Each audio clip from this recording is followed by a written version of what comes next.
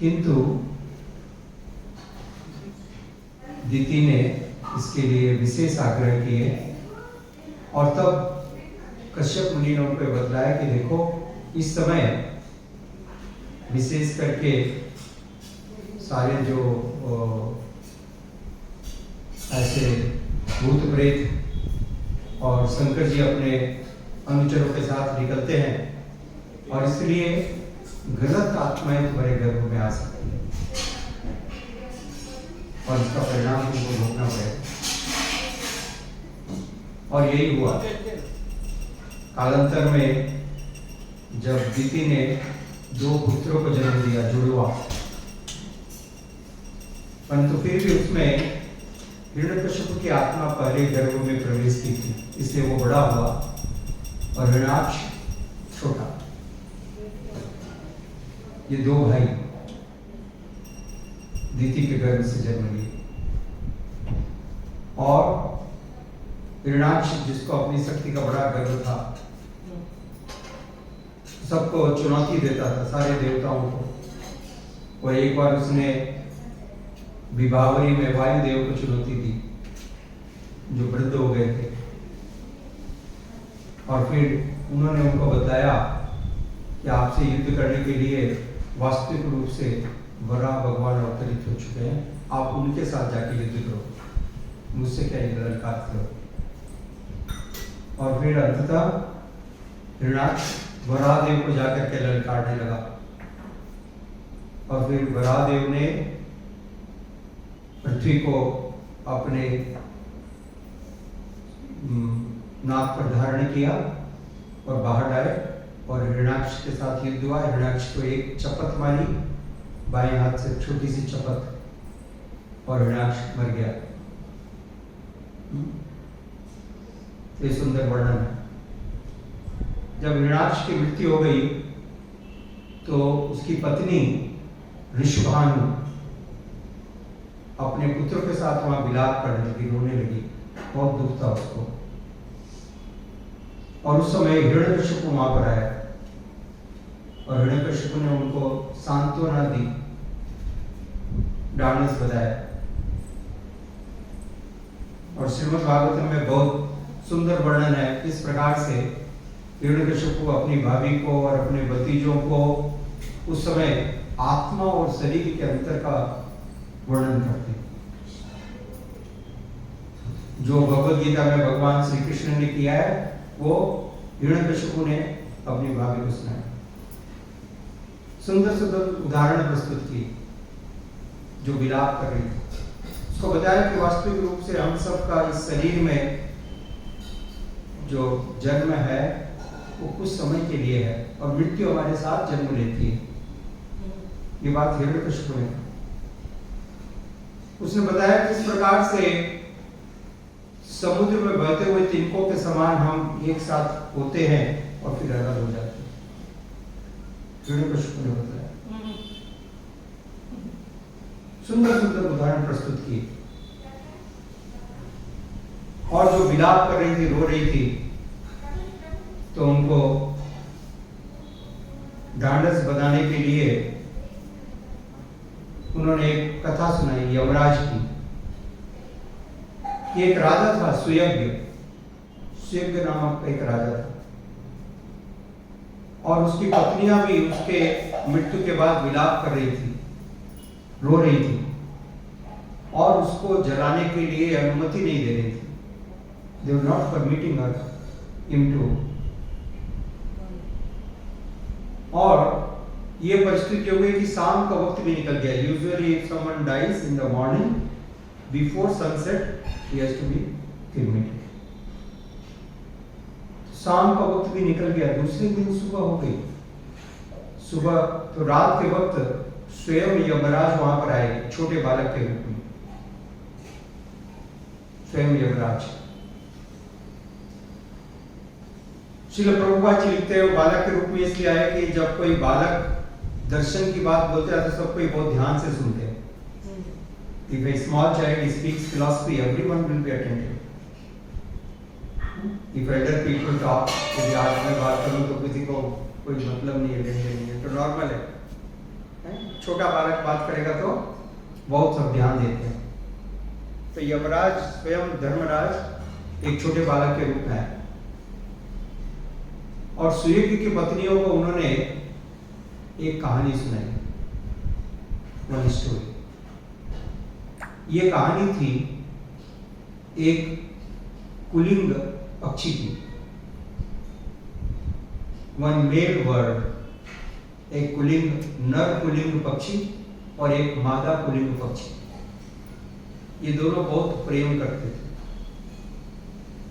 और उनके कुछ बच्चे थे और ये पूरा परिवार एक पेड़ के ऊपर बहुत सुखपूर्वक रहता था। The male bird, female bird and their children. They were happily living.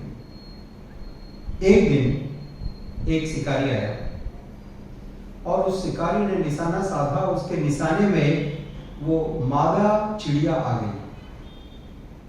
He could not find the other birds.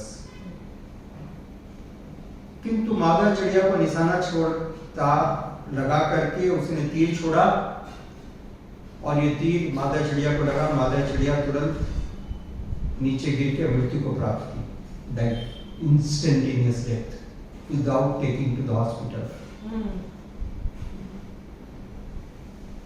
तो नर चिड़िया वो उसके पास उतर करके आया और वो रोने लगा, ओह माय डियर वाइफ, हे प्रारब्ध, हे भाग्य, आप कितने क्रूर हो। आपने मेरी पत्नी को अभी असमय में ले लिया, मेरे बच्चे छोटे हैं, how I will live, better I would have died. This is real cruelty. इस प्रकार से वो नर चिड़िया विलाप कर रहा था और तभी शिकारी ने अपना दूसरा तीर साधा और इस तीर को छोड़ा और परिणाम वो नर चिड़िया भी मर गया। इसके बाद उसके वो बच्चे नीचे आए और शिकारी ने उन बच्चों को भी मार डाला। इस कहानी को सुनाया यमराज ने, जो एक बालक के रूप में आए थे। तो उन्होंने बताया राजा सुयज्ञ को कि देखो, मृत्यु किसी की प्रतीक्षा नहीं करती, मृत्यु किसी की प्रतीक्षा नहीं करती। अब आपके ऊपर है कि आप अपना समय कैसे निकालते हो। जिस प्रकार से उस चिड़िया ने, नर चिड़िया ने अपनी पत्नी के ऊपर विलाप करते हुए समय निकाल दिया, वो भी मृत्यु को प्राप्त किया। यू कैन लमेंट, आप लोग रो सकती हो, परंतु मृत्यु आपको भी ले जाएगी, अपने पति को आप वापस नहीं ला सकते। Understand this message, very deep philosophical message Yamraj gave to the queens of Suyagya.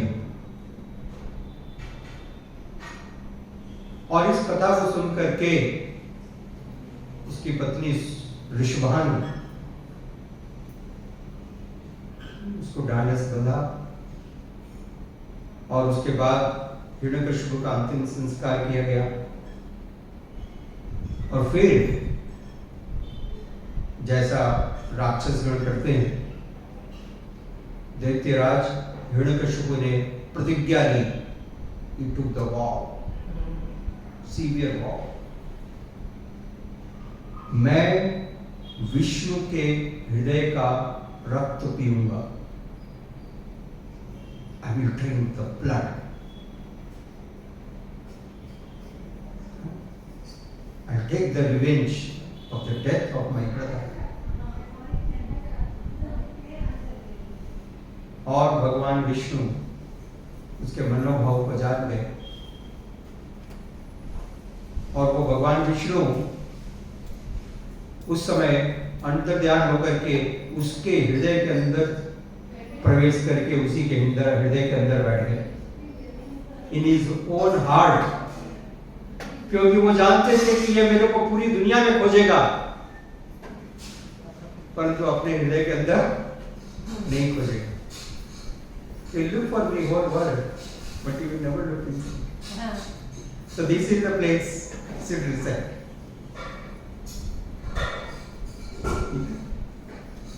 और तब हिरण्यकशिपु जो अपनी प्रतिज्ञा को पूरा करने के लिए, क्योंकि शक्तियां चाहिए, he needs power, extraordinary power to do it, to fight with Vishnu and defeat Vishnu. तो हिरण्यकशिपु मंदार पर्वत पर गया, हिमालय पर मंदार पर्वत, the greatest of the mountain, और मंदार पर्वत पर जाकर के उसने 100 दिव्य वर्ष, 100 दिव्य वर्ष, which is approximately 1 lakh years, 1 lakh वर्षों के लिए लगातार तपस्या की। पूरे इतिहास में, विश्व के इतिहास में इतनी बड़ी तपस्या आज तक किसी ने नहीं की। बहुत सारे भक्तों का नाम आता है, किसी ने 6 महीने, किसी ने 1 साल, किसी ने 2 साल, किसी ने 5 साल तपस्या की। That's all. रावण ने 10,000 वर्ष तपस्या की। That's all. Hiranyakashipu performed austerities for 1 lakh years at a stretch. Severe austerities.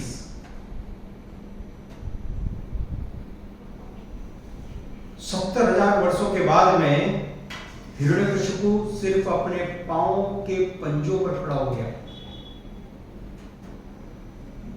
He stopped, he did not sit, stood on his not toes, the fingers, and then the thumb, only the thumb, with both the hands up. I don't think that anyone can balance himself like that. He balanced. Then, without changing his position, he balanced his weight on his nails of the thumb.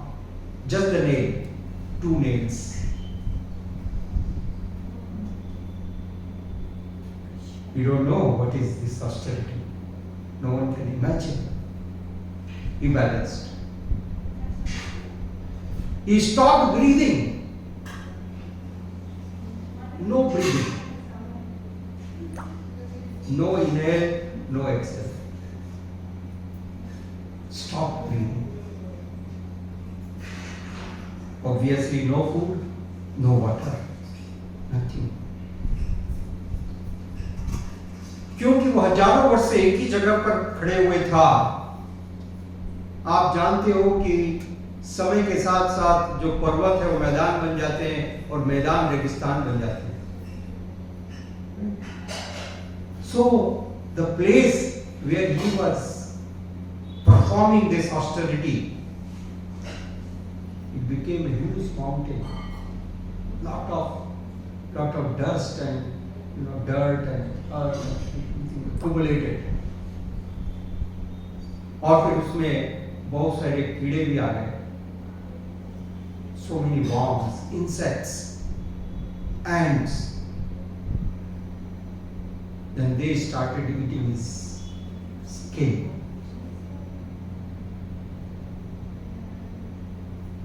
After few days, कुछ दिनों के पश्चात उसकी पूरी चमड़ी को इन्होंने खा लिया, उसकी मांसपेशियों को खा लिया, उसके पूरे मांस को खा लिया। No skin, no flesh, no blood. Yes. You think he was some ordinary demon? Nobody knows. You never read Bhagavatam, so scrutinizing. लोगों को फेसबुक और व्हाट्सएप से फुर्सत नहीं है, प्रभुपाद जी की किताब कहाँ पढ़ेंगे?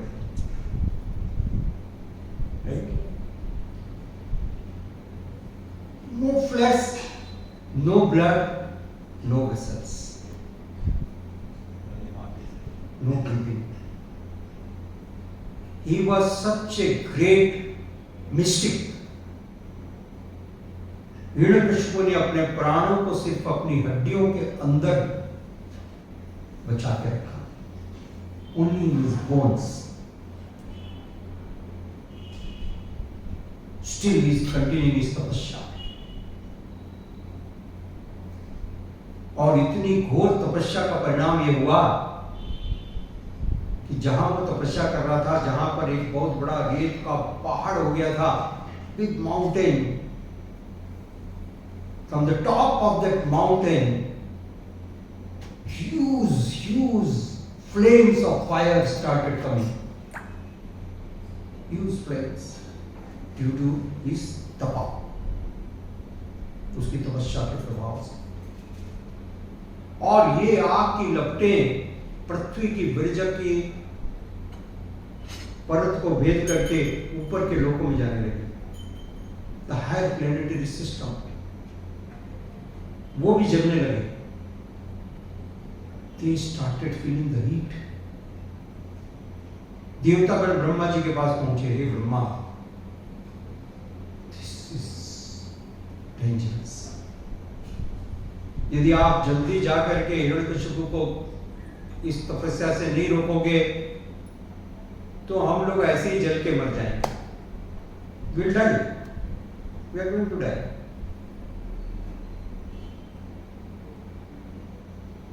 यदि उसकी तपस्या पूरी हुई तो वैसे भी हम मरेंगे, और तपस्या पूरी नहीं हुई तो पहले मर जाएंगे।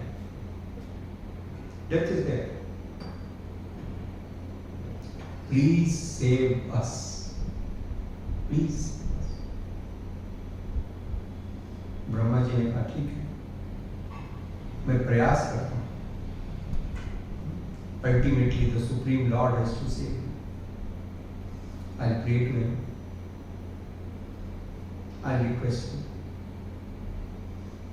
ब्रह्मा जी अपने वाहन हंस के ऊपर सवार होकर के उस स्थान पर आए जहां पर हिरण्यकशिपु तपस्या कर रहा था। ब्रह्मा जी ने देखा आग की लपटें उठ रही। He could understand this is the place. Here is it. Brahma ji ने अपने दिव्य कमंडल से जल छिड़का, पूरा जो पर्वत था साफ हो गया। अंदर से श्रील प्रभुपाद जी ने भागवतम में चित्र लिखा है, you might have seen, yes. complete skeleton, right? You have seen? No, I remember. Yes. You remember? He came out with both the hands up, both the hands up, standing. No breathing, no water, no food for thousands of years.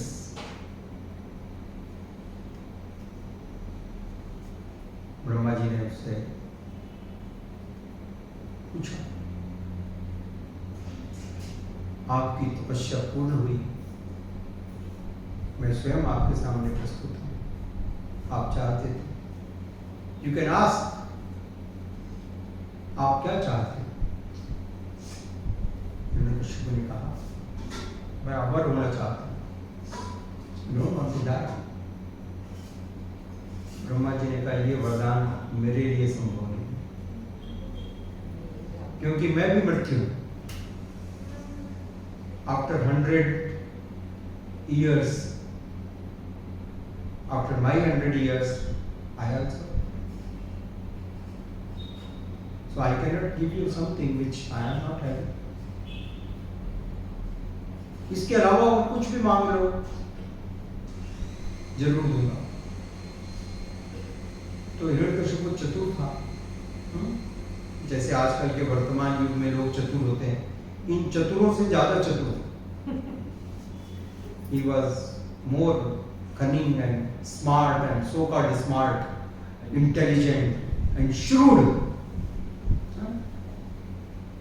in comparison to all these present day leaders. So he thought and he processed all the conditions immediately. A wonderful combination, अद्भुत combination उसने process किया. उसने कहा मैं किसी भी जीव के द्वारा न मारा जाऊं,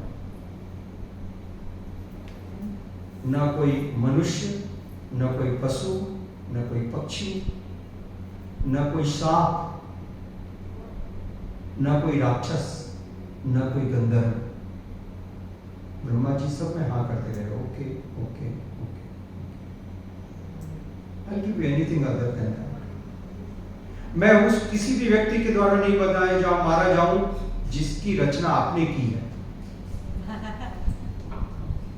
Because in this whole creation, जितने भी living entity are they are created by Lord Brahma. So he put this condition. मैं किसी भी उस जीव के द्वारा न मारा जाऊं जिसकी रचना आपने की. Good. What else? मैं किसी भी अस्त्र के द्वारा और किसी भी शस्त्र के द्वारा न मारा जाऊं. Okay, done. मैं घर में भी न मारा जाऊं, बाहर भी नहीं मारा जाऊं. Okay, granted. मैं दिन में भी न मारा जाऊं, रात में भी न मारा जाऊं.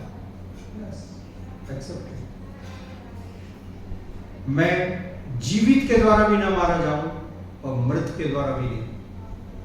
No living entity can kill मी.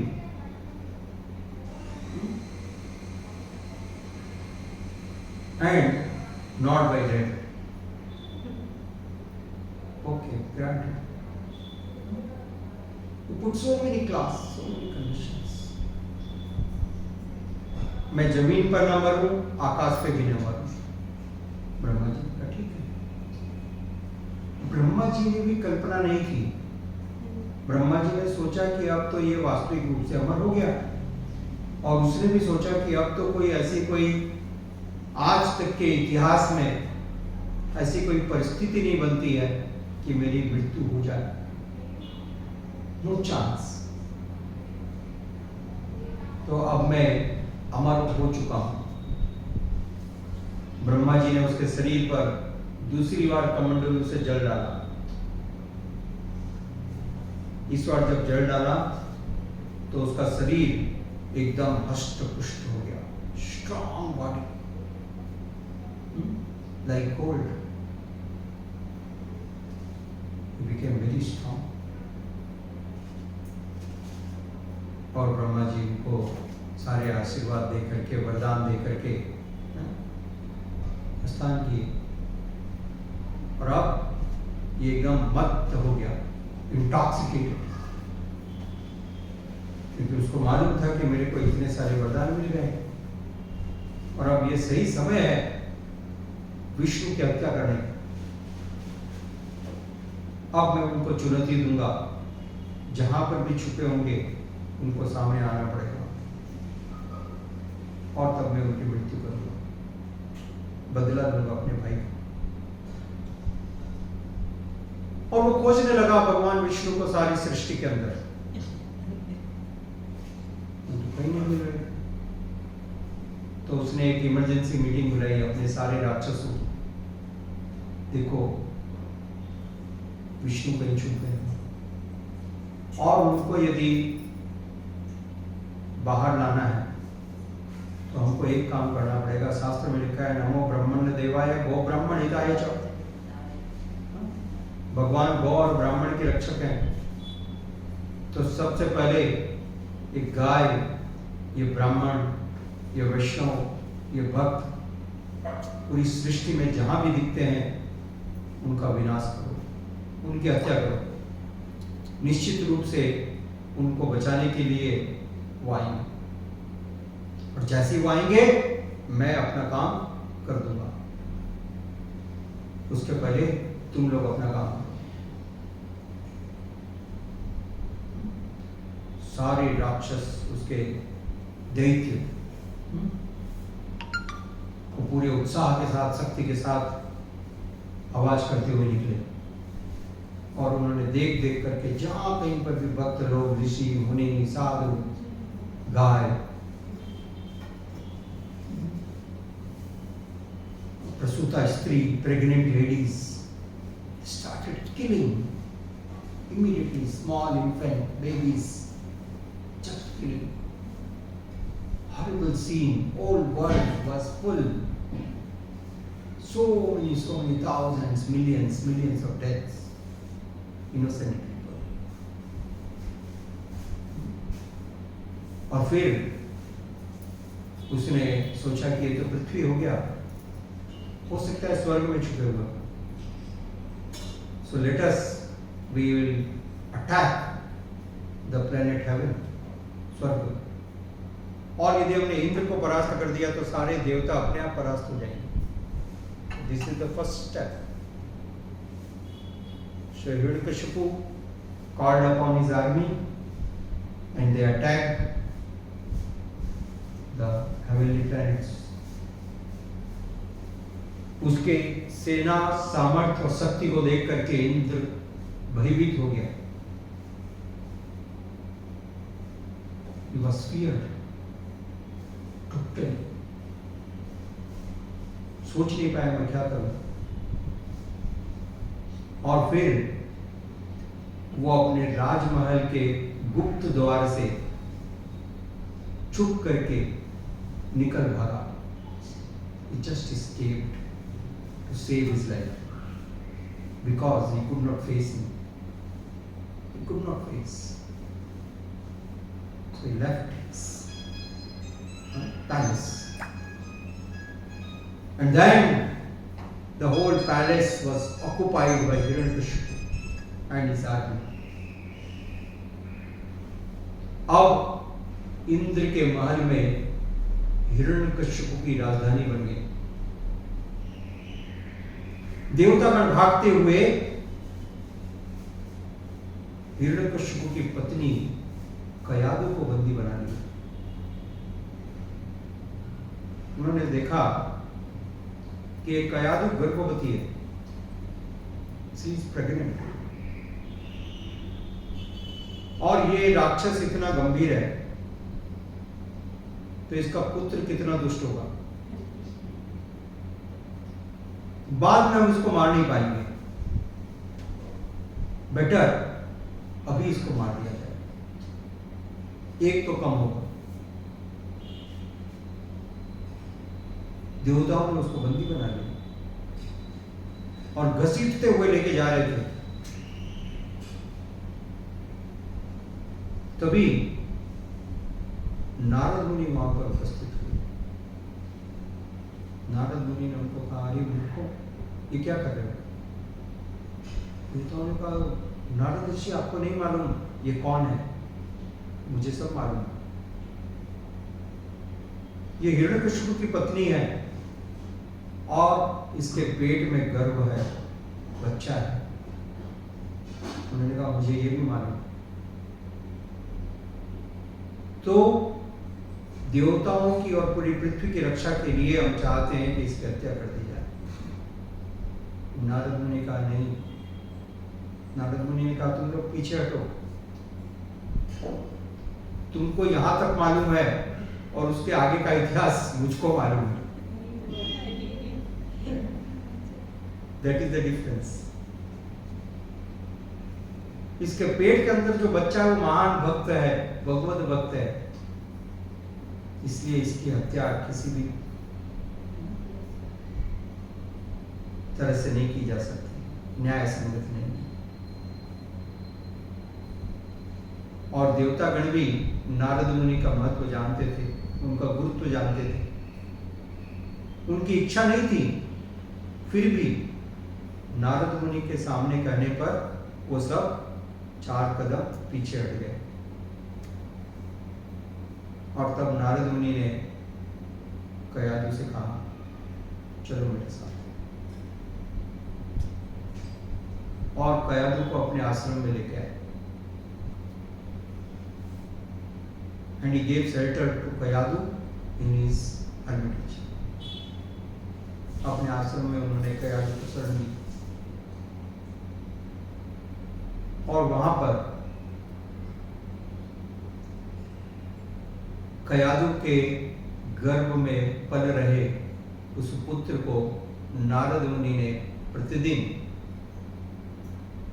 दिव्य शिक्षा प्रदान करना प्रारंभ किया। ट्रेनिंग, गुरु और शिष्य।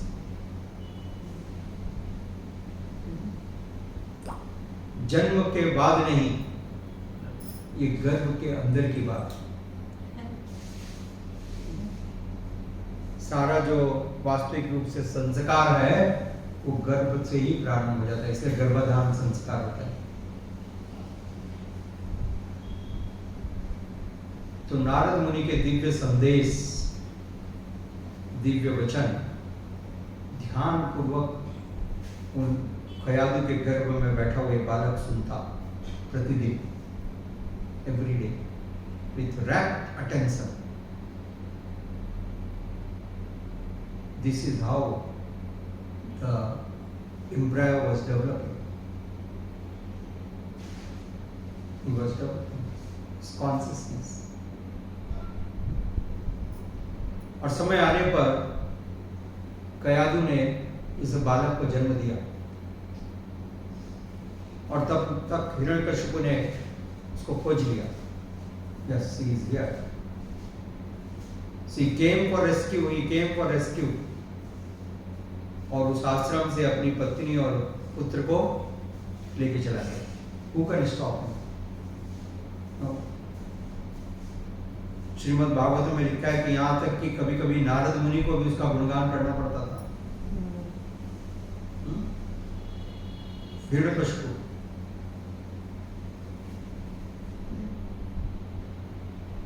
वो इतना शक्तिशाली था। श्रीमद् भागवत में लिखा है कि हिरण्यकशिपु के भय से गर्मी के ऋतु में, जब गर्मी की ऋतु होती थी और हिरण्यकशिपु शाम को 4 बजे कह दे कि -3 डिग्री सेंटीग्रेड टेम्परेचर होना चाहिए, तुरंत -3 हो जाता। होल प्लेनेट अर्थ,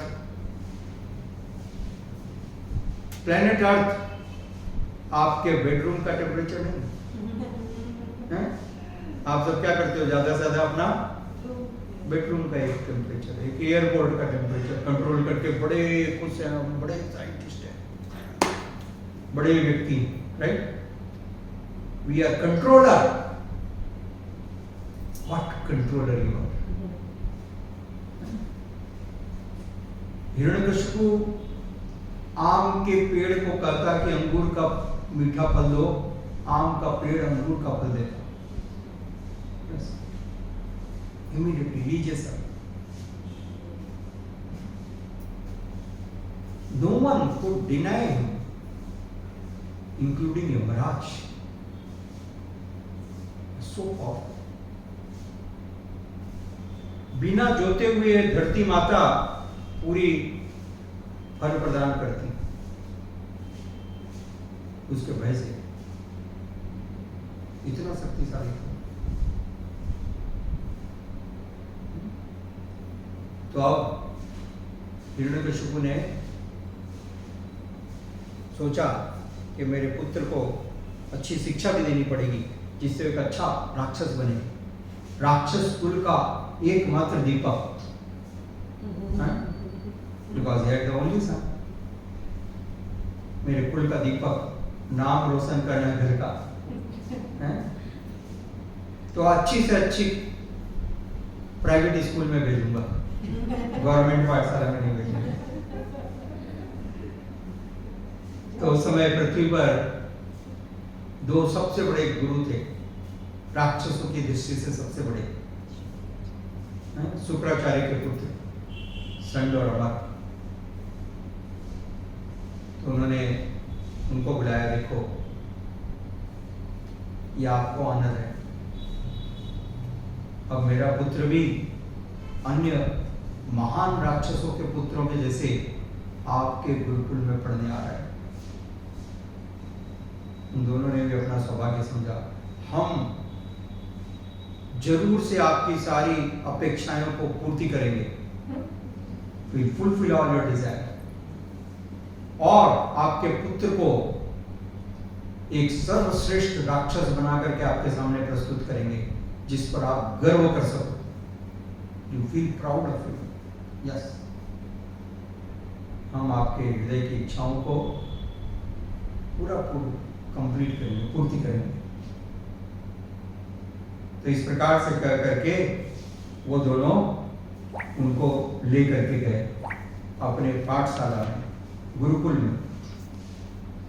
और गुरुकुल में जाने के पश्चात, बिकॉज आज मैंने बहुत सारे श्रील प्रभुपाद जी के तात्पर्य और उनके अनुवाद, I thought I will read as it is, because as it is as it is. So it will take some time, but it is very sweet. It is very sweet. हाँ ठीक है।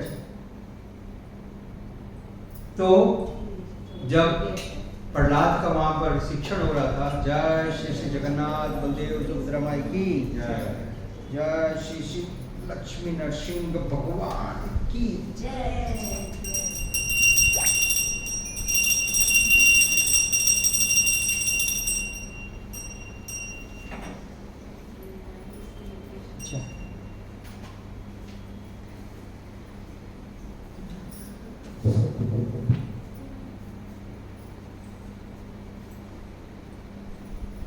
यस, तो एक दिन हिरण्यकशिपु के पास संडमार्क आए। संडमार्क आकर के हिरण्यकशिपु को अपने पुत्र की प्रोग्रेस रिपोर्ट दिखाना चाहते थे। कितना अच्छी तरह से आपका पुत्र हमसे ज्ञान प्राप्त कर रहा है, किस प्रकार से हिंसा, बलात्कार, लूट, चोरी, बदमाशी, लंपटता, ये सारे दुराचार सबसे श्रेष्ठ तरीके से किए जाएं, हमने सब इसको सिखा दी। एक बार आप भी थोड़ा जान लो, आप खुश रहोगे। हिरण्यकशिपु को बड़ा पसंद है अपने पुत्र को देख करके।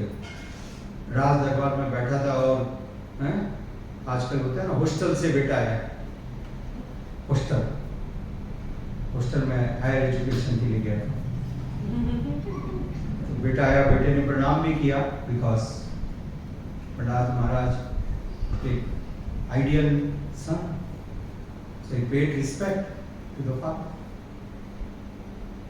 Hiranyakashipu became very happy. Yes. तब उसने कहा, Shrimad Bhagavatam 7th canto 5th chapter 4th verse, एकदा सुरराटपुत्रम अंकम आरोप्य पांडव यप्रपक्ष प्रत्यतां वत्स मन्यते साधु यद्भवान्। हे राजा युधिष्ठिर, एक बार असुर राज हिरण्यकशिपु ने अपने पुत्र प्रहलाद को अपनी गोद में लेकर बड़े ही दुलार से पूछा, हे पुत्र, मुझे यह बतलाओ कि तुमने अपने अध्यापकों से जितने विषय पढ़े हैं उनमें से सबसे अच्छा क्या है? What is best? जो भी विषय आपने पढ़े। तब प्रहलाद महाराज ने उत्तर दिया। हिरण्यकशिपु ने सोचा कि ये कुछ बालकोचित उत्तर देंगे, जिस प्रकार से बालक बोलते हैं। आजकल का कोई बालक होता तो बोलता मेरे को एंड्रॉयड मोबाइल दे दो, मम्मी के पास एप्पल है, मेरे को भी देना। He would ask something like this.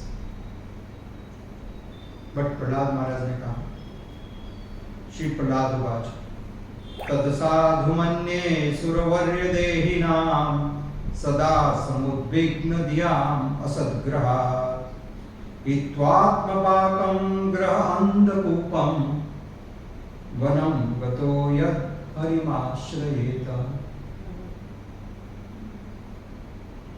हित्वात्मपाकम गृह अंधकूपम। ओ राक्षसों के राजा, ध्यान पूर्वक सुनो, जिस किसी ने भी यह भौतिक गृहस्थ जीवन स्वीकार किया है, जैसे आप हो, उसका जीवन सदा दुश्चिंताओं से, भय से घिरा हुआ रहेगा, क्योंकि ये जीवन उस प्रकार का है जैसे एक अंधा कुआं, डीप डार्क वेल, जिसमें पानी भी नहीं है, जिसमें हरी पत्तियां नहीं है, सूखी पत्तियां हैं। एक ऐसा गहरा अंधा कुआं जिसमें पानी ना हो, सूखी पत्तियां और सिर्फ कंकड़ और पत्थर हो, उसमें यदि कोई जोर से ऊपर से गिरे तो उस व्यक्ति का क्या होगा? और बाहर निकलने का भी कोई उपाय नहीं। तो मेरे पिता, आप ऐसी परिस्थिति में गिरे हुए हो, जितना जल्दी हो सकता है बाहर निकलिए। गतो वनम हरिमाश्रयेत, और तुरंत वन में चले जाइए। श्री प्रभुपाद जी लिखते हैं वन यानी वृंदावन, जहां पर कृष्ण भावनामृत है। So immediately go and take Krishna consciousness. Otherwise, this life will be just waste. I have learned this. Hiranyakashipu बहुत क्रोधित हो गया, ये क्या, कैसी बहकी बातें कर रहे हैं। उसने क्रोध से संडा मार की तरफ देखा, अरे तुम्हारे पाठशाला में छोड़ा ना इसको, ये सीखा, तुम लोग कांपने लगे। अरे हमने कभी ऐसा कहा ही नहीं, सपने में भी नहीं वो हम ऐसा बात बोलते हैं, ये कहां से सीख गए? शायद कुछ ये बचपना है, कहीं से कुछ सुन लिया होगा, हम बाहर जाते हैं तब कुछ असर हो गया होगा। तो एक बार फिर छोड़ो, इस बार हम पूरा रिपेयरिंग करके रहेंगे, बोलने का कोई मौका नहीं देंगे। लेके गए वापस। प्रहलाद महाराज ने शिक्षक संडमत ने अपने शिष्य को तरह तरह से डराया धमकाया, उसे धर्म अधर्म काम के मार्गों के बारे में पढ़ाना प्रारंभ कर दिया। यह थी उनकी शिक्षा देने की पद्धति। उन्होंने उस बालक को भी बहुत डराया, धमकाया, मारने का है? और मारा भी कि देखो आगे से ऐसी बात नहीं करना। और जो कुछ हम शिक्षा देते हैं ध्यान पूर्वक सुनो। और प्रहलाद महाराज सारी शिक्षाओं को पूरे ध्यान पूर्वक सुनते, with rapt attention without blinking eyes also। तो संडमार्ग को लगता है कि अब ये पूरा हमारा जो ज्ञान है उसको प्राप्त कर रहे हैं। He is absorbing, he is so attentive, wonderful, good progress। Now we are making some progress। So again after some time they took Prahlad Maharaj to his father in the court। और तब नारद मुनि कहते हैं, हे महाराजा युधिष्ठिर, हिरण्यकशिपु ने प्रहलाद महाराज को अपनी गोद में बैठा लिया और उसका सिर सूंघने लगा। Usually fathers they do with the young son and daughter, they smell the head with love। और फिर अपने नेत्रों से प्रेमाश्रु बहाते हुए उसने बालक के हंसते हुए मुख को भिगोते हुए वह अपने पुत्र से इस प्रकार बोला।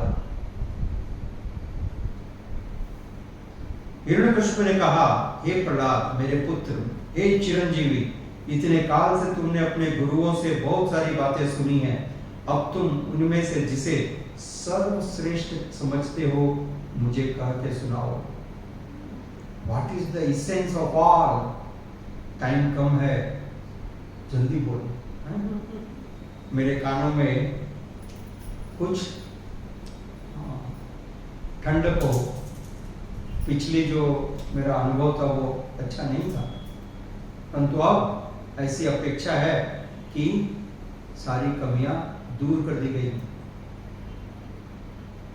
और तब भक्त राज प्रहलाद महाराज ने कहा, श्री प्रहलाद वाच, वेरी फेमस, श्रवणम कीर्तनम विष्णु स्मरणम पाद सेवनम अर्चनम वंदनम दास्यम साख्य आत्मनिवेदनम इति पुंसार्पिता विष्णु भक्तिश्चैव नवलक्षणा क्रियते भगवत्तद्या तन्मध्ये धीत उत्तमम्।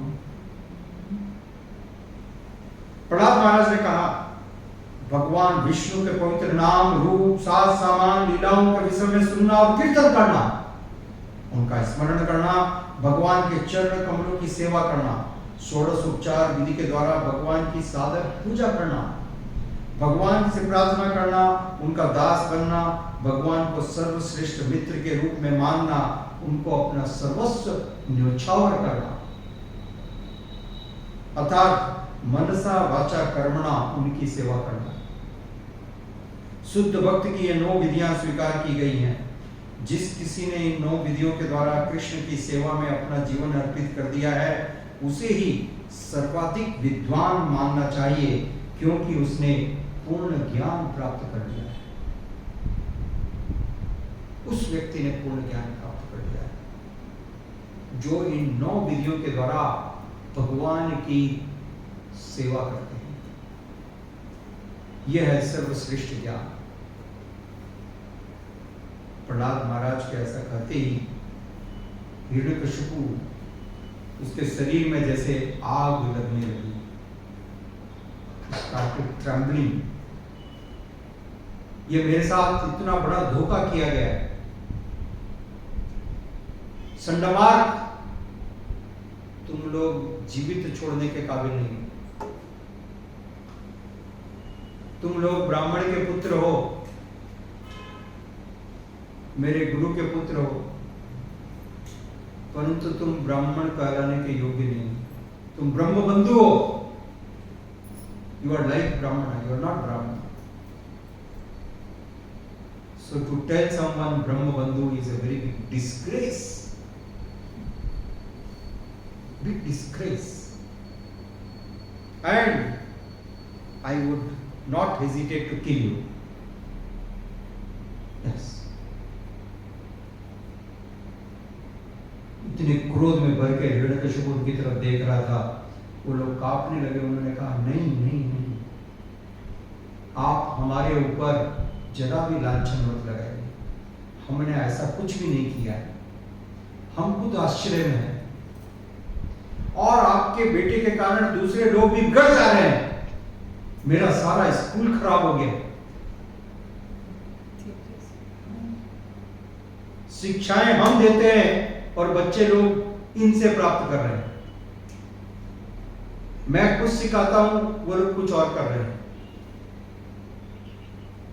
आप भले ही फीस दो या मत दो, अपने बच्चे को अपने पास रखो, हमारे स्कूल की रेपुटेशन खराब हो जाएगी।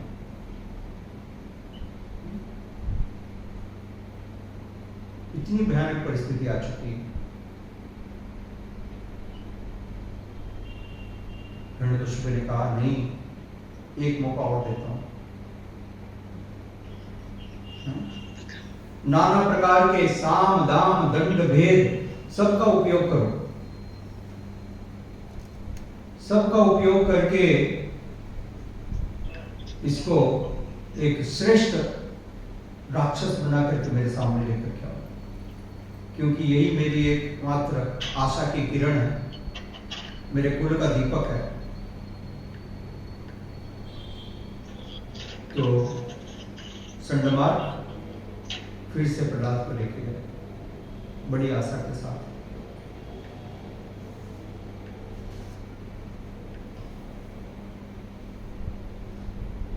तब प्रहलाद महाराज बतलाते हैं, राक्षसों के पुत्रों को उस पाठशाला में पढ़ाते जब चंडमार्क बाहर गए। न ते विदुस्वार्थ गतिम हि विष्णु दुराशयाये बहिरर्थमानिना अंधा यथांधे रूपनीयमाना स्तेपि स्वतंत्रा उर्दाम निबद्धा।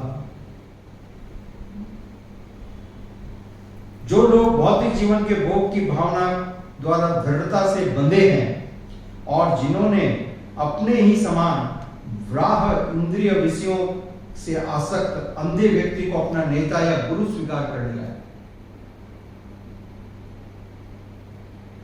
वे यह नहीं समझ सकते कि जीवन का लक्ष्य भगवत धाम को वापस जाना तथा भगवान विष्णु की सेवा में लगे रहना है। जिस प्रकार अंधे व्यक्ति द्वारा ले जाया गया दूसरा अंधा व्यक्ति सही मार्ग से भटक सकता है और गड्ढे में गिर जाता है, उसी प्रकार भौतिकता से आसक्त व्यक्ति अपने ही जैसे किसी और व्यक्ति द्वारा दिखाए गए मार्ग पर सकाम कर्म की रस्सियों द्वारा बंधे रहते हैं, जो अत्यंत मजबूत डोरियों से बनी होती हैं। ऐसे लोग तीनों प्रकार के कष्ट सहते हुए पुनः पुनः भौतिक जीवन प्राप्त करते हैं। प्रहलाद महाराज ने राक्षसों के पुत्रों को ये शिक्षा दी।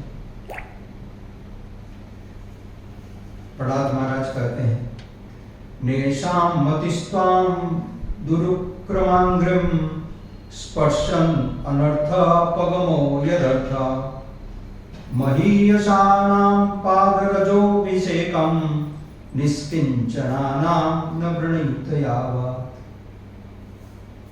जब तक भौतिकतावादी जीवन के प्रति झुकाव रखने वाले लोग ऐसे वैष्णवों के चरण कमलों की धूली अपने शरीर पर नहीं चुपड़ते जो भौतिक कलमश से पूर्णतया मुक्त है, तब तक वे भगवान के चरण कमलों के प्रति आसक्त नहीं हो सकते।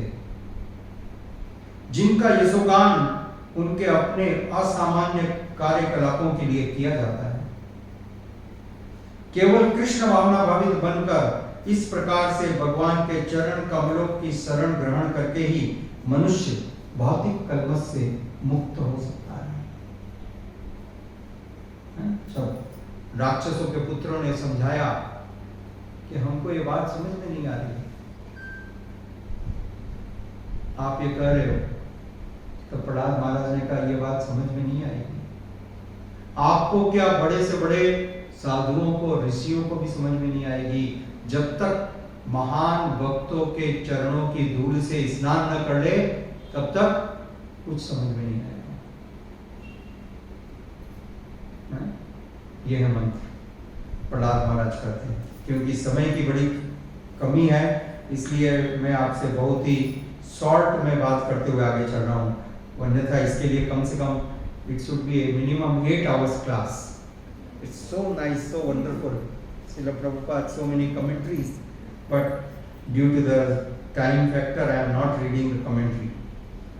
श्री प्रहलाद महाराज कहते हैं, कौमारम आचरेत प्राज्ञ धर्मं भागवतानि दुर्लभम मानुषं जन्म तदप्य ध्रुवम अर्थदम। श्रील प्रभुपाद को ये प्रहलाद महाराज की शिक्षाएं इतनी प्रिय थी, श्रील प्रभुपाद ने इतनी बार इनके ऊपर प्रवचन किया, so many times. Prahlad Maharaj कहते हैं, प्रहलाद महाराज ने कहा, पर्याप्त रूप से बुद्धिमान मनुष्य को चाहिए कि वह जीवन के प्रारंभ से ही अर्थात बाल्यकाल से ही अन्य सारे कार्यों को छोड़कर भक्ति कार्यों के अभ्यास में इस मानव शरीर का उपयोग करे। बचपन से मानव शरीर का उपयोग भक्ति कार्यों के लिए। यह मनुष्य शरीर अत्यंत दुर्लभ है और यह अन्य शरीरों के भांति नाशवान होते हुए भी अर्थपूर्ण है। इस मनुष्य शरीर का अत्यंत सार है, बहुत ही विशेष महत्व है। वो महत्व क्या है? क्योंकि मनुष्य जीवन में भक्ति संपन्न की जा सकती है, अर्थधाम।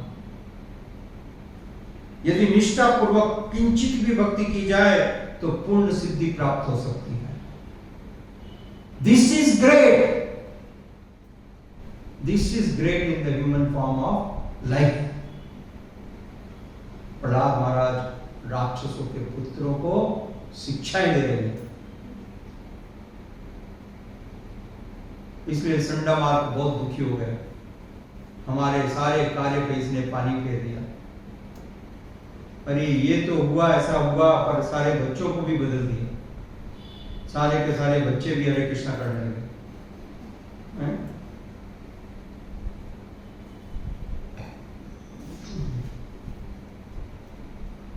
प्रहलाद महाराज कहते हैं, सुखम इंद्रिक दैत्याम देह योगेन देहिनाम सर्वत्र लभ्यते देवा यथा दुख अयत्नतः। यथा दुख अयत्नतः, बिना यत्न किए हुए, अयत्नतः। अयत्न, यत्न मतलब प्रयास। यत्न का मतलब क्या होता है? प्रयास। बिना किसी प्रयास के सबको दुख आ रहे हैं कि नहीं? इस दुनिया में कोई व्यक्ति कह सकता है 20 साल से मेहनत कर रहा था तब जाके इतना दुख मिला है क्या कोई व्यक्ति? 3 साल से इतना मेहनत कर रही हूं तब जाके इतना दुख मिला है। प्रियंका देख,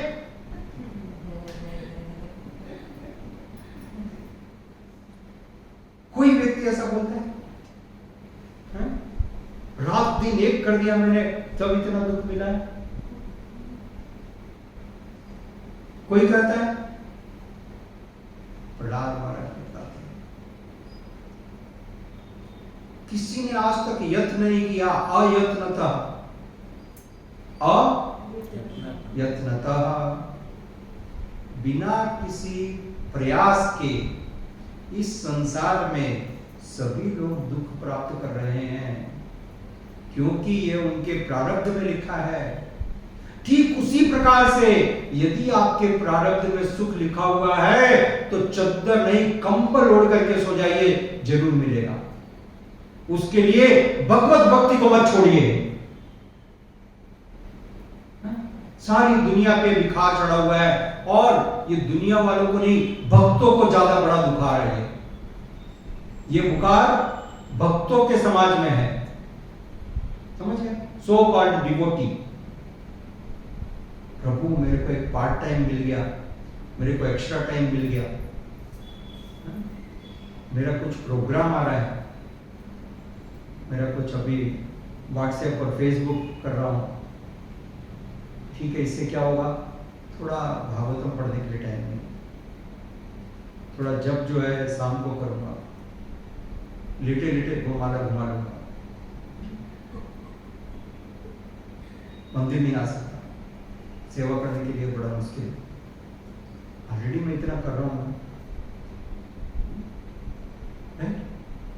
Devotees, they talk like this. Everyone is ready to sacrifice for some material gain or for some sense pleasure. Either some material gain in the form of some economic development or some sense pleasure. साधारण इंद्रिय भोग, उसके लिए क्या करना है? भगवत भक्ति, भगवान की सेवा को अलग रख देना है। इस प्रकार से अपने जीवन को नष्ट कर रहे हैं, प्रहलाद महाराज करते हैं। प्रहलाद महाराज ने कहा, हे दैत्यकुल में उत्पन्न मेरे मित्रों, शरीर के संपर्क से इंद्रिय विषयों में जो सुख अनुभव किया जाता है वह तो किसी भी योनि में अपने विगत सकाम कर्मों के अनुसार प्राप्त किया जा सकता है। ऐसा सुख बिना प्रयास के उसी तरह स्वतः प्राप्त होता है जिस प्रकार हमें दुख प्राप्त होता है। इसके लिए इतना भयानक परिश्रम करने की आवश्यकता नहीं है। भगवान की भक्ति को मत छोड़िए, भगवत भक्ति को। हाँ,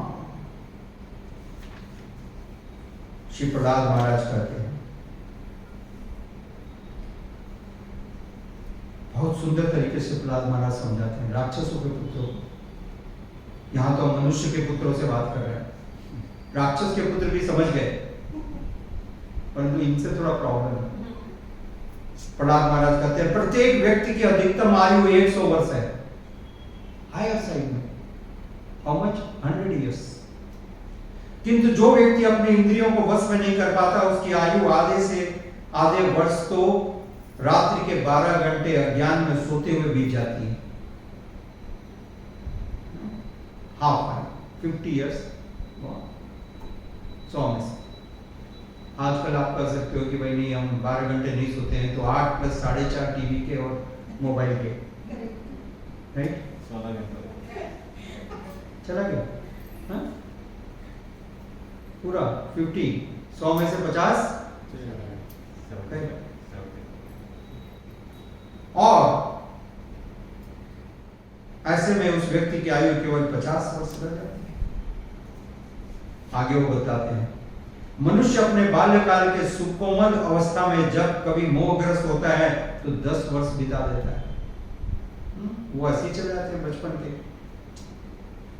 इस प्रकार किशोर अवस्था में वो अगले 10 वर्ष खेल कूद में लगा देता है। इस प्रकार से 20 वर्ष व्यर्थ चले जाते हैं।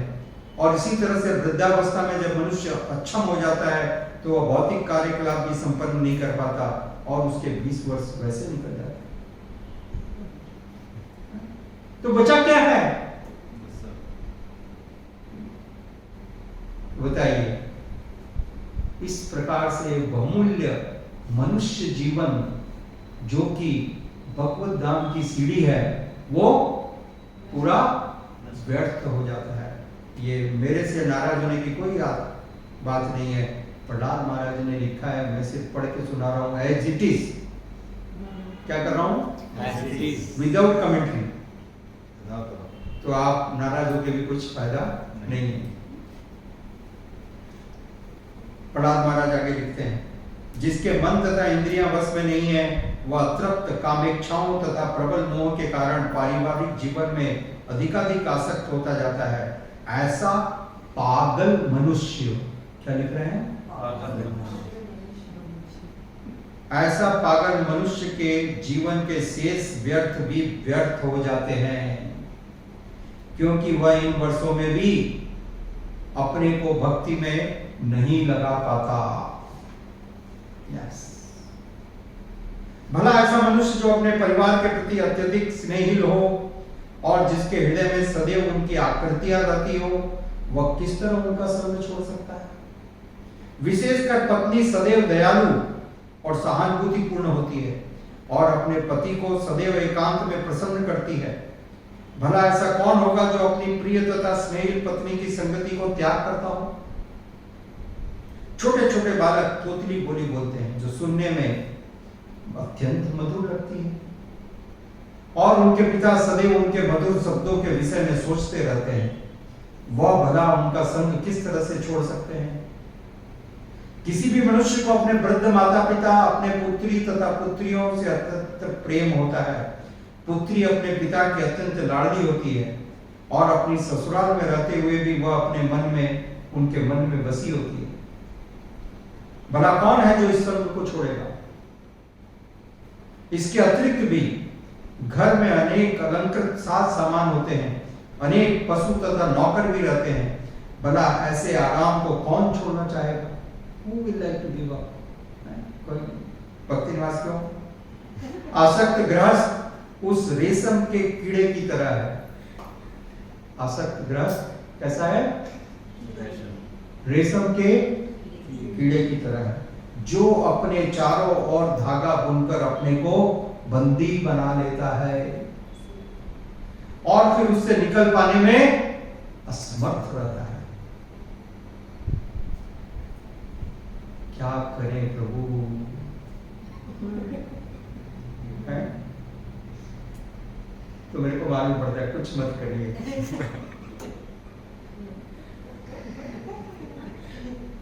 केवल 2 इंद्रियां,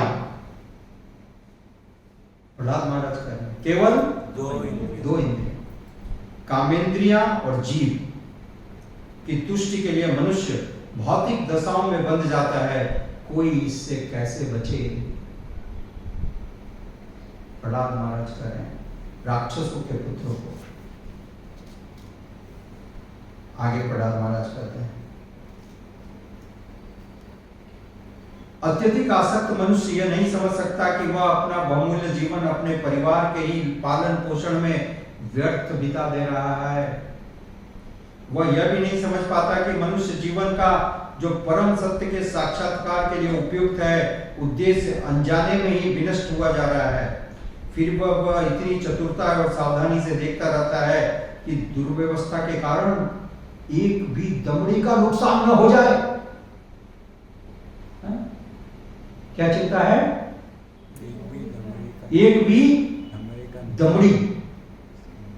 पहले दमड़ी चलती थी, पैसा होता है ना, पैसा, रुपया पैसा, 10 पैसा, 5 पैसा, 1 पैसा, 1 पैसे के 10वें भाग को बोलते हैं दमड़ी। व्हाट? हाँ, दमड़ी is equal to how much? 1/10 of 1 पैसा। भिखारी को भी दोगे तो लेगा क्या? नहीं लेगा। परंतु ऐसे गृहस्थ लोग एक दमड़ी का नुकसान भी बर्दाश्त नहीं कर सकते। जीवन बर्दाश्त हो जा रहा है, कुछ नहीं मालूम।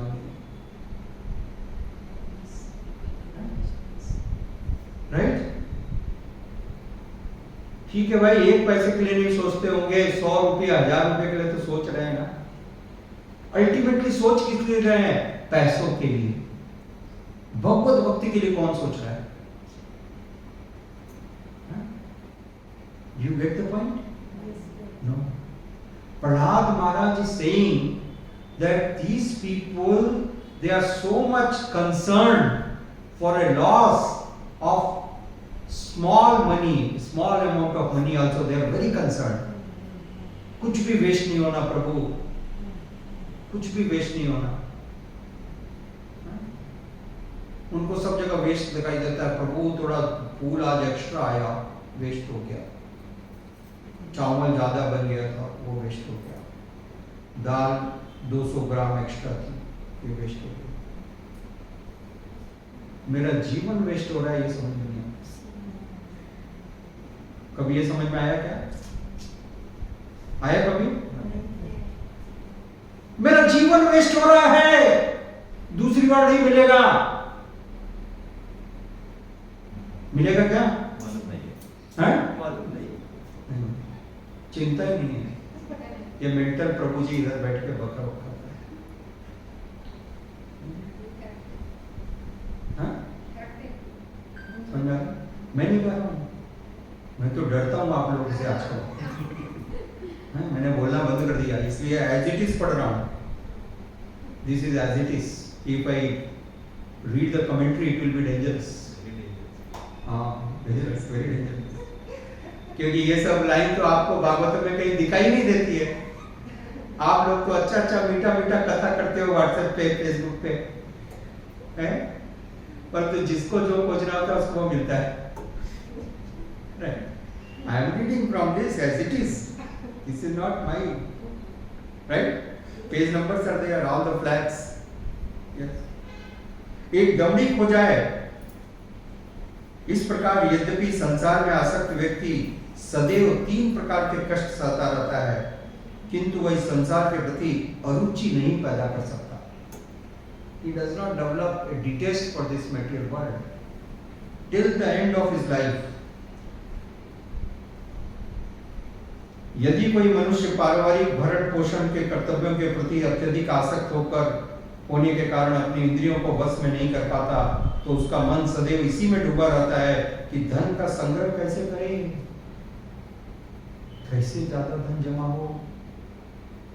यद्यपि वह जानता है कि जो अन्यों का धन लेता है उसे राजकीय नियमों और मृत्यु के बाद यमराज के नियमों द्वारा दंडित होना पड़ेगा, तो भी वह धन अर्जित करने के लिए दूसरों को धोखा देते रहता है। श्री प्रहलाद महाराज कहते हैं, हे मित्रों, हे दैत्यों के पुत्रों, यह निश्चित है कि भगवान के ज्ञान से विहीन कोई भी अपने को किसी भी कार्य या किसी भी देश में मुक्त करने में समर्थ नहीं रहा। उल्टे ऐसे ज्ञान विहीन लोग भौतिक नियमों से बंध जाते हैं, जो वास्तव में इंद्रिय विषयों में लिप्त रहते हैं और उनका लक्ष्य स्त्रियां होती हैं। निसंदेह ऐसे लोग आकर्षक स्त्रियों के हाथों में खिलौने बने रहते हैं। ऐसे जीवन धारणा के शिकार बनकर वे बच्चों, नातियों तथा पनातियों से घिरे रहते हैं और इस तरह वे भवबंधन की जंजीरों से जकड़े जाते हैं। जो लोग ऐसी जीवन धारणा में बुरी तरह लिप्त रहते हैं वे दैत्य कहलाते हैं। इसलिए यद्यपि तुम सभी दैत्यों के पुत्र हो, किंतु ऐसे व्यक्तियों से दूर रहो और पूर्ण पुरुषोत्तम भगवान नारायण की शरण ग्रहण करो, जो समस्त देवताओं के उद्गम है, क्योंकि नारायण भक्तों का चरम लक्ष्य भव बंधन से मुक्ति पाना है। इस प्रकार यह अद्भुत वर्णन श्री प्रहलाद महाराज इस प्रकार से शिक्षाएं देते हैं अपने राक्षसों के पुत्रों को। और अंततः जब ये सारी घटना दैत्यराज हिरण्यकशिपु के पास पहुंची तो बहुत ही निराश हो गया और उसने कहा कि ये सबसे बड़ा दुर्भाग्य है, हम राक्षसों का कुल जो चंदन के वन के समान है,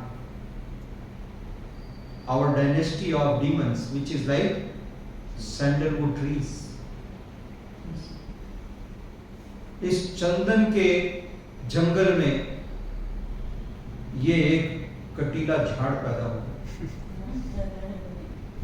और ये कटीला झाड़ विष्णु के हाथ की कुल्हाड़ी के हत्थे के रूप में काम कर रहा है। श्रील प्रभुपाद लिखते हैं जैसे कुल्हाड़ी होती है, कुल्हाड़ी में आगे धार वाला एक आयरन पीस है, राइट, परंतु उसको पकड़ने के लिए एक लकड़ी का हत्था चाहिए, handle to hold that, right. You have seen the axe, right? It will not work without that handle. That handle is very important. The force is generated by that handle. ये प्रहलाद वो हत्था है। यदि इस हत्थे को निकाल दिया ना तो कुल्हाड़ी भी काम नहीं करेगी।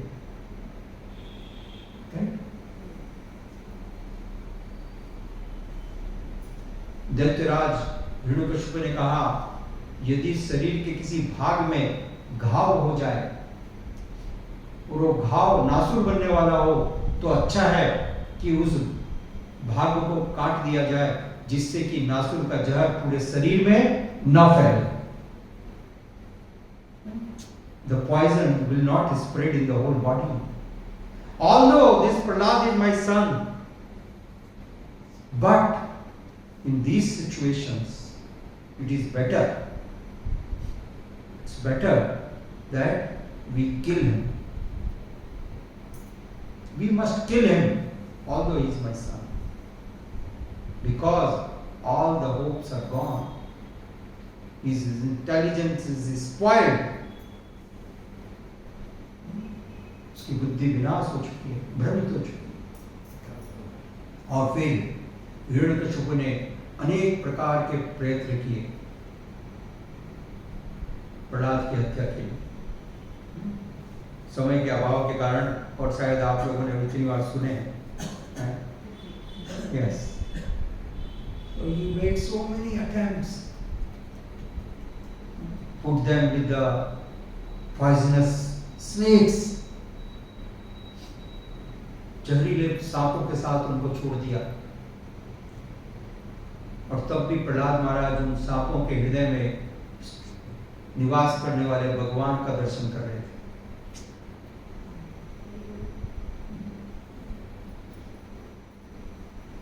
उनको हाथियों के बीच में, मत्त हाथियों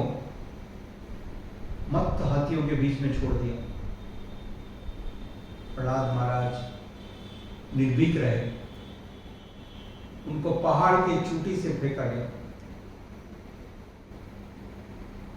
प्रहलाद महाराज ने कहा ऐसा लगा कि मैं हवा में उड़ता हुआ नीचे गुलाब के बगीचों के अंदर में गिरा हूं। गुलाब की पंखुड़ियों के बीच में। उनको समुद्र में बांध कर फेंक दिया गया। सभी प्रकार का प्रयत्न किया गया, परंतु उनका कुछ हित नहीं हुआ। जहरीले भाले उनके शरीर में चुभोए गए, जहर दिया गया उनको पीने के लिए।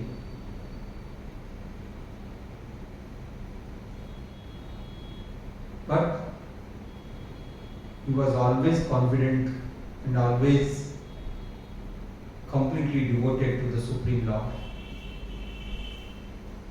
अंततः हिरण्यकशिपु पूरी तरह से फ्रस्ट्रेट हो गया, खिन्न हो गया। आग में रखा गया उनको। हिरण्यकशिपु की बहन थी होलिका। होलिका को वरदान था कि वो आग में नहीं जल सकती है? तो होलिका प्रहलाद को गोद में लेकर के बैठी। इतनी बड़ी आग लगाई गई। हिरण्यकशिपु बड़ा उत्साहित था, आज ये काम पूरा हो जाएगा। परंतु अग्नि के बुझने पर देखा गया कि होलिका जल गई और प्रहलाद बाहर आ गया। जिसको वरदान था वो जल गई, और जिनको कुछ नहीं था उनका तो अंत में हिरण्यकशिपु ने निश्चय किया कि अब यह कार्य मुझे ही करना पड़ेगा। कितना दुर्भाग्य! हिरण्यकशिपु कहता है अपने पुत्र को, प्रहलाद महाराज को कहता है, जब अंतिम दिन, वो विशेष दिन, आज का दिन,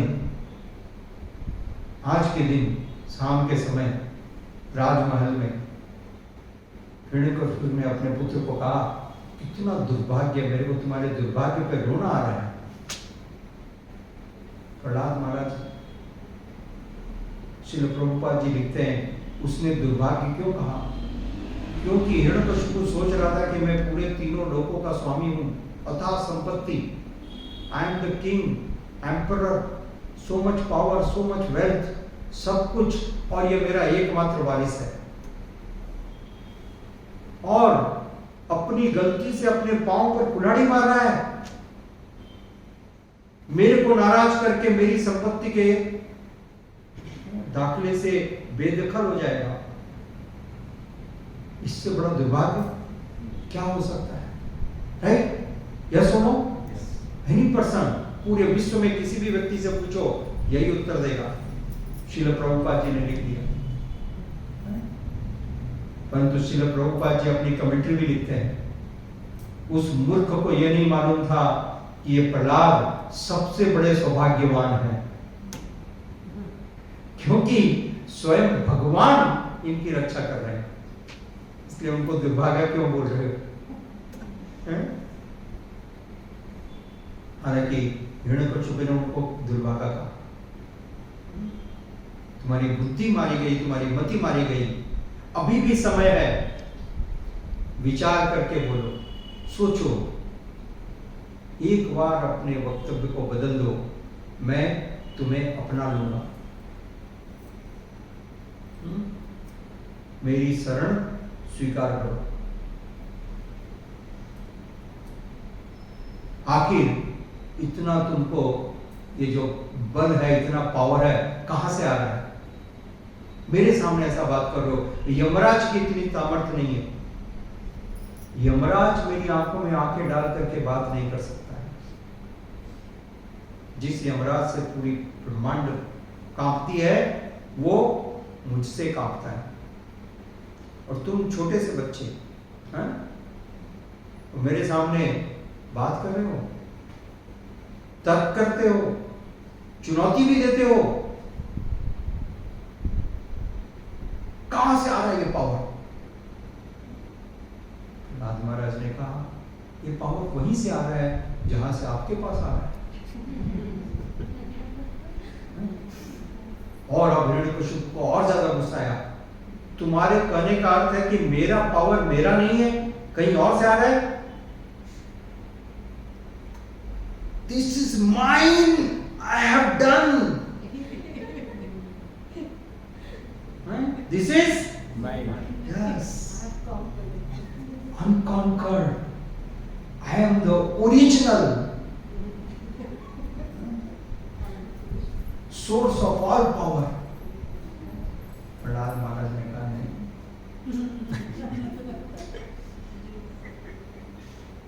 जो आपको शक्ति प्रदान कर रहे हैं वही मेरे को भी शक्ति प्रदान कर रहे हैं, क्योंकि सारी शक्तियों का स्रोत सिर्फ एक ही है, विष्णु।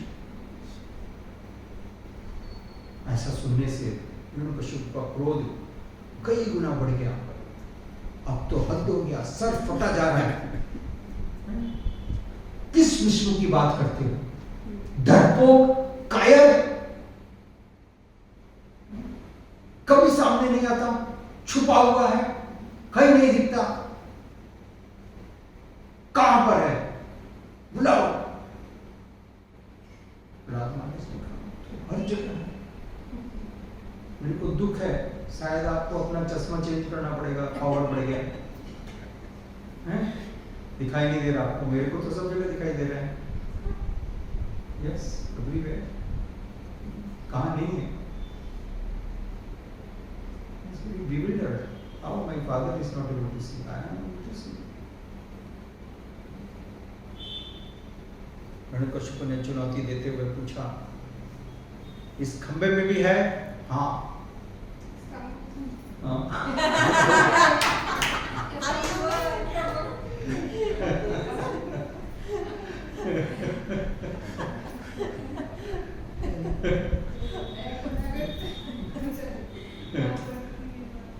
और उसने पूरी शक्ति के साथ अपनी मुष्टिका से प्रहार किया।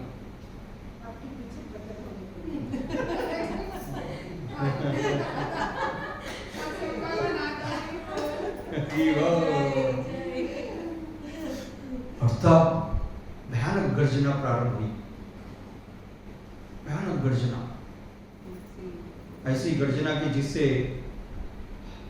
गर्भवती हाथियों को मिसकैरेज हो गया। गर्भवती हथनियों, female elephants, they had miscarriage. They become fearful. चिंगाड़ने लगी वो, शेर और भाग रोने लगे। They become so fearful. What is this sound? All the upper planetary systems, the demigods became fearful. They never heard such a big roar. It was so tumultuous. Hiranyakashipu जो कभी भयभीत नहीं होता था, उस अट्टहास को सुन करके, उस दहाड़ को सुन करके उसके हृदय में भय जा गया। What is this? Who is there? Then from that pillar appeared the great lion. Yes. उनकी कमर पतली थी और उनका वक्षस्थल बहुत चौड़ा था। उनकी गर्दन छोटी थी, उनका मस्तक ललाट बहुत चौड़ा था, उनके लंबे लंबे सुनहरे केस थे और उनके पहले तीखे तीक्ष्ण दांत थे। उनके शरीर का आकार बादलों को पार कर रहा था।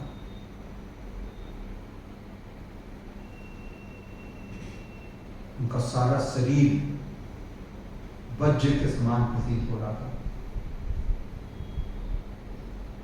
उनके वजन से पृथ्वी डगमगा रही थी और वो भगवान श्री नरसिंह स्वामी गंभीरता के साथ उसकी तरफ बढ़ने लगे। हिरण्यकशिपु ने अपनी तलवार निकाली और अपनी ढाल के साथ उनके ऊपर प्रहार किया। कुछ देर के लिए भगवान ने उसके साथ उसी प्रकार से खेला जिस प्रकार से बिल्ली चूहे को मारने के पहले उसके साथ खेलती है।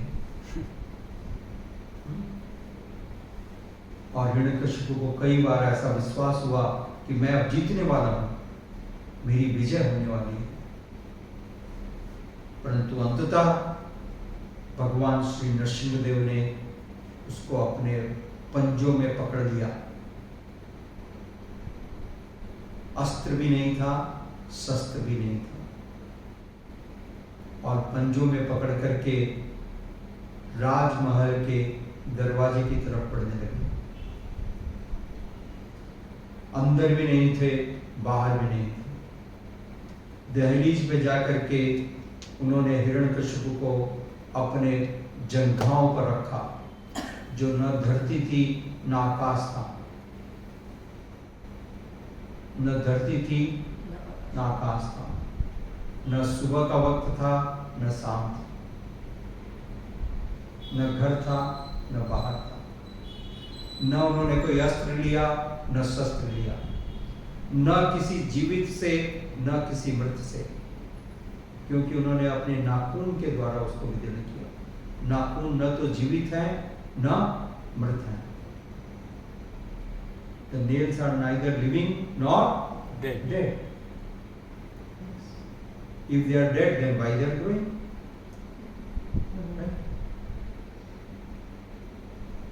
और स्वयं वो भगवान थे जिनकी ब्रह्मा ने रचना नहीं की है। पूरी ब्रह्मांड में जिसने आज तक किसी ने कल्पना नहीं की, तो भगवान ने ब्रह्मा जी के द्वारा दी गई सारी शर्तों को पूरा करते हुए, इसलिए श्रील प्रभुपाद जी लिखते हैं भगवान अकल्पनीय, इनकंसीवेबल। क्या? अकल्पनीय। बोलो अकल्पनीय। हाँ, मैंने तो नहीं सोचा था। अरे तुम्हारा सोच कितना है, हिरण्यकशिपु ने भी नहीं सोचा। उससे ज्यादा तो इंटेलिजेंट नहीं होना। अभिषेक प्रभु हिरण्यकशिपु से ज्यादा इंटेलिजेंट है क्या? है? है? नहीं। कोई नहीं, नो बडी, नो वन। इवन सरस्वती माता भी नहीं सोच सकती। No one thought, but Krishna he can do. He can fulfill all the conditions and then still he can do. Right? और इस प्रकार से भगवान ने अपने नाखूनों के द्वारा उसका हृदय विदीर्ण कर दिया और उसके शरीर के पेट के अंदर की सारी अंतड़ियों को माला के जैसे बांध लिया। और तब स्वर्ग और अपवर्ग से सारे देवता और उनकी पत्नियां, गंधर्व, सबके सब खड़े होकर के बादलों के पीछे से भगवान का दर्शन कर रहे थे। कोई भी सामने नहीं आ रहा। They were so eager. They wanted to have darshan, this beautiful darshan of the Lord. देवताओं की पत्नियां फूलों की वर्षा कर रही थी। इतनी प्रसन्न थी कि अब हम आराम से जी सकेंगे। All these days our husbands were hiding and we were always in trouble not to come out. Now it's over by the mercy of Lord. They were so happy. They were showering all the flowers. गंधर्व गान कर रहे थे, सुंदर सुंदर भगवान की स्तुति करने लगे। शंख और नगाड़े बजने लगे, दुंदुबी बजने लगी। परंतु सब के सब बादलों के पीछे, कोई भी आगे नहीं आ रहा। और तब देवताओं ने लक्ष्मी माता से प्रार्थना की और लक्ष्मी माता ने कहा मैं भी नहीं जाऊंगी इतना क्रोध में है? मैं तो पाँव दबाती हूँ तब आराम से मीठी मीठी बातें होती है। Right, I am happy with that. ये वाला फॉर्म थोड़ा आप ही जाओ। तो ब्रह्मा जी ने कहा मैं भी नहीं जा सकता हूँ, तो आउट ऑफ सिलेबस है। तो फिर उन्होंने प्रहलाद महाराज की तरफ देखा, आपके कारण आए ये। क्या कहा? आपके कारण। आपके कारण आए, आपने बुलाया इनको। आप जाइए। और प्रहलाद महाराज एकदम, वो तो अपने पिता को देख रहे हैं, भगवान को देख रहे हैं उनके अंदर। किस प्रकार का भय? जैसे शेर का बच्चा है, वो अपनी माँ से भयभीत थोड़ी ना होता है। The mother will be very ferocious for the whole world, but for him, she is loving mother. Prahlad महाराज चलने लगे, अपने हाथ में माला लेकर के भगवान की तरफ बढ़ने लगे, और जाकर के उन्होंने भगवान को प्रणाम किया। और जैसे ही प्रणाम किया, भगवान श्री नरसिम्हा स्वामी जो इतने क्रोध में थे, उन्होंने अपने दाएं हाथ को उनके सर पर रखा, वरद हस्त। और जैसे ये वरद हस्त रखा, भगवान का सारा क्रोध कपूर हो गया, तुरंत उड़ गया, समाप्त हो गया। अब उनके हृदय में अपने भक्त के प्रति तीव्र प्रेम जाग गया, unlimited love for his dear devotee. ये प्रेम जाग गया, सारा क्रोध समाप्त, आंखों से नेत्रों से जल की धारा बहने लगी। Crying so much, my dear son, please forgive me, please forgive me. तुमको इतना कष्ट सहना पड़ा मेरे कारण, मैंने आने में देर किया। You tolerated so many atrocities. Please. भगवान श्री नरसिम्हा स्वामी अपने लंबी जीभ से उसके सर को चाटने लगे। प्रहलाद महाराज, he was licking his head. Dear devotee. और प्रहलाद महाराज जैसे ही भगवान ने अपना वरद हस्त उनके सर पर रखा, स्पर्श होते ही उनके हृदय में भगवान के लिए अनेकानेक स्तुतियां जाग पड़ी। Although he was not knowing all these Sanskrit songs, no composition, small boy, 5 years age, but because he has the desire, and Krishna fulfilled his desire. तो भक्तराज प्रहलाद अनेक अनेक सुंदर श्लोकों में भगवान की स्तुति करने लगे। Amazing, glorious slokas he was reciting in the glorification of the Lord, which are there in this Srimad Bhagavatam to be read. The prayers of Bhakt Prahlad. And then the Lord gave so many benedictions for the whole humanity. इसलिए कृष्ण कृपा मूर्ति श्री ऐसी भक्तिवेदांत स्वामी प्रभुपाद जी सारे मंदिरों में, ISKCON के सारे मंदिरों में आप देखो, सुबह हम गुरुवाष्टकम करते हैं, दर्शन आरती करते हैं, दोपहर में हम राजभोग आरती करते हैं, शाम को संध्या आरती करते हैं।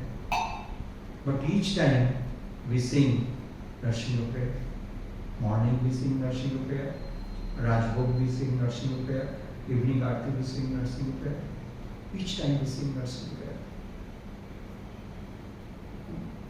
Because especially in this age of Kali, इस कली काल में भगवान श्री नरसिंह स्वामी की कृपा से ही हम हमारे जीवन से भक्ति में आने वाले सारे विघ्न दूर होंगे, all the obstacles in our life. And actually this was described by Raja Gala Raja gala.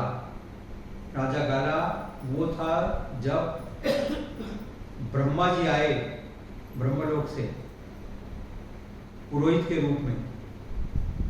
Brahma came as Purohit and King Prataprudra, original King Prataprudra, he came with Brahma। और गाला राजा उस समय उत्कल राज्य के राजा थे और वेदी पर भगवान जगन्नाथ, बलदेव, सुभद्रा माई विराजमान थे। और उस समय उसने देखा कि वहां पर नरसिंह भगवान विराजमान है। That time also is a Lord Nrsimha Deva. Yes, this is described in that past time. तो नरसिंह भगवान तो सतयुग में प्रकट हुए, भक्तों को इतना अभय प्रदान करने वाले हैं। भक्ता नाम अभय का। तो आज भगवान का इतना अद्भुत प्राकट्य का दिन और कृष्ण कृपा मूर्ति श्री ऐसी भक्तिवेदांत स्वामी प्रभुपाद जी की कृपा से हम सबको भगवान के संबंध में ये दिव्य ज्ञान प्राप्त हुआ। और हम भगवान से प्रार्थना करते हैं कि हमारे जीवन से सारे विघ्नों को दूर करे और हम गुरु और गौरांग को प्रसन्न कर सके। इस प्रार्थना के साथ तब कर कमल वरे न कम अद्भुत